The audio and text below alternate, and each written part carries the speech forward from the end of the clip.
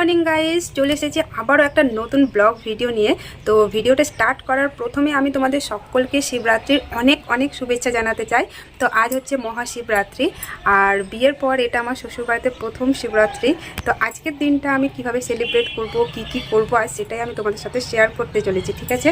তো আপাতত কোনো কাজ নেই, আপাতত আমি বসে আছি। আর এখন বাজছে সকাল 10টা, ঠিক আছে? 10টার সময় আমি ভিডিওটা স্টার্ট করলাম। তো আগে দেখো এরপরে আমি কি করছি।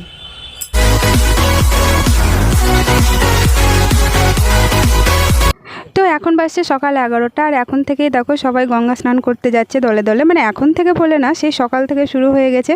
তো আমি ছাদে এসেছিলাম জামা কাপড় রোদ্রে দিতে একটু, তো এসে দেখি কি এরকম সবাই দলে দলে যাত্রা শুরু করে দিয়েছে।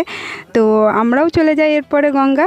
তো দেখো এখন বাজছে 11:30, 11:30টার সময় চলে এসেছি আমরাও গঙ্গা স্নান করতে। আর আজ এতটাই রৌদ্রকে আমি ঠিকভাবে তাকাতেই পারছি না। আর আমার পিছনে দেখো কতটা ভিড়, মানে এখন 11:30 বাজছে তাতেই এতটা ভিড়, আর সকাল থেকে এরকম ভিড়ই চলে আসছে।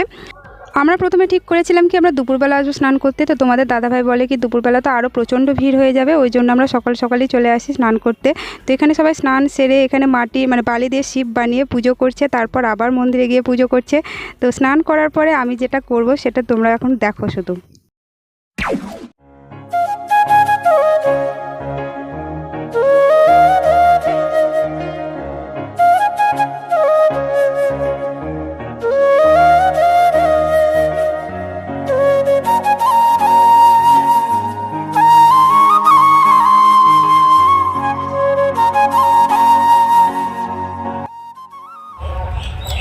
তো গাইস, আমি গঙ্গা থেকে স্নান করে চলে এসেছি। আর স্নান করে আসার পরে রান্নাঘরে মাকে একটু কাজে হেল্প করেছিলাম, আর তারপরে তোমাদের দাদা ভাইয়ের মাথায় জল ঢাললাম। তো আমি এবার মহাদেবের মাথায় জল না ঢেলে তোমাদের দাদা ভাইয়ের মাথায় জল কেন ঢাললাম? তো আমি জানি তোমরা অনেকে এটাই ভাবছো যে কি ব্যাপার, আমি জল কেন ঢাললাম তোমাদের দাদা ভাইয়ের মাথায়। তো এর পেছনে কারণ একটা আছে, যেটা আমি এখন তোমাদের বলবো না, আমি সেটা তোমাদের সাথে পরে শেয়ার করব কি কারণে আমি মহাদেবের মাথায় জল না ঢেলে তোমাদের দাদা ভাইয়ের মাথায় ঢাললাম।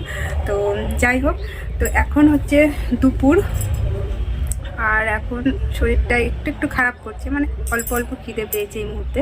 তো এখন আমি কী করবো বলো তো, এখন আমি ঘুমিয়ে যাব, কারণ ঘুমিয়ে গেলে বিকেল হয়ে যাবে। আর বিকেলের বেলা কথা আছে কি মন্দিরের দিকে আরেকবার যাবো ঘুরতে। তো গাইজ, এবার আমরা চলে এসেছি বিকেলবেলা, আর এখন রৌদ্র প্রায় নাই বললেই চলে। তো আবার এসেছিলাম আমরা গঙ্গা ঘাটে একটু ঘুরতে, তোমাদের দাদাভাইয়ের সঙ্গে এসেছি। তো আমি মাঝখানে আর ভিডিও শ্যুট করতে পারিনি, কারণ কিছু কাজ ছিল সেগুলোই করছিলাম। তো দেখো বিকেলবেলা এসেও দেখছি কি এখানে সেই একই রকম ভিড়, মানে সকালবেলা যেমন ভিড় দেখেছিলাম ওই রকমই একই রকম ভিড় আছে। মানে বিকেলবেলাতেও সবাই স্নান করছে, মানে খুব ভালো লাগছিল দেখতে। তো এই দেখো আমি আর তোমাদের দাদাভাই আর সঙ্গে ছিল নিকিতা, আমরা তিনজনে চলে আসি একটু গঙ্গাধারের দিকে আবার ঘুরতে রেডি হয়ে। তো গঙ্গাধারে কিছুক্ষণ সময় কাটানোর পর আমরা সেখান থেকে ফিরে আসি, আর তারপরে আমরা চলে যাই একটু মন্দিরের দিকে। তো তোমাদের দাদাভাই বললো কি চলো তোমাকে একটু মন্দিরটা আমাদের ঘুরিয়ে নিয়ে আসি, কারণ আজ 3 মাস হলো আমাদের বিয়ে হওয়া, আমি এখন অবধি মন্দিরের ভেতরে যাইনি। তো আজকে এখন যাব আমরা মন্দিরের ভেতরটাই। তো চলো এখন সেখানে যাই। তো এই দেখো আমরা এখন চলে এসেছি মন্দিরের কাছে, আর এখানে ছোটোখাটো একটু মেলাও বসেছে।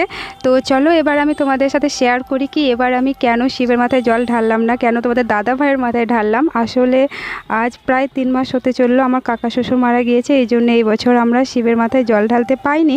তো আমার খুব ইচ্ছে ছিল কি বিয়ের পর আমি শিবের মাথায় জল ঢালবো, তো সেটা যেহেতু পেলাম না, তাই তোমাদের দাদা ভাই বললো কি চলো আজ এই বছর তুমি আমার মাথাতেই জলটা ঢেলে নাও, তো এতে তোমার ইচ্ছাটাও পূরণ হয়ে যাবে, আর যেটা আমাদের নিয়ম চলে আসছে কি জল ঢালতে পাবো না সেটাও হয়ে যাবে। তো আমি সেটাই করি। তো এখন চলো আমরা একটু মন্দিরের ভেতরে যাই। তো এটা হচ্ছে কালী মন্দির। তো মন্দিরটা খুব সুন্দর লাগছে, যেহেতু এখন প্যান্ডেল করে দিয়েছে না নিচটায়, ওই জন্য ঠিকভাবে দেখা যাচ্ছে না। তো ওপরে আছে কালী ঠাকুর। তো তার আগে এখানে দেখে নাও একটা শিব দুর্গার মূর্তি, এখানে শিব দুর্গার মূর্তির পুজো হয়েছে।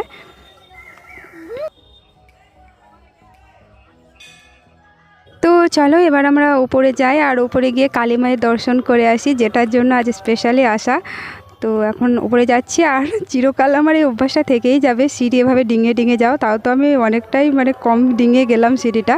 তো উপরে গিয়ে এই যে দেখো এবার কালী মা, খুব সুন্দর মূর্তিটা, মানে আমাদের রঘুনাথগঞ্জের শ্মশানকালীর যে মূর্তিটা আছে একদম সেম ওই রকমই, খুব সুন্দর লাগছিল দেখতে।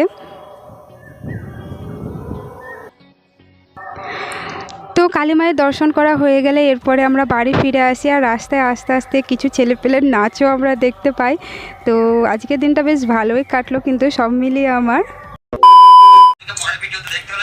তো গাইস এখন বাজছে রাত্রি 8:30, আর আমি আমার বাড়ির সমস্ত কাজ করে চলে এসেছি এখন ওপরে।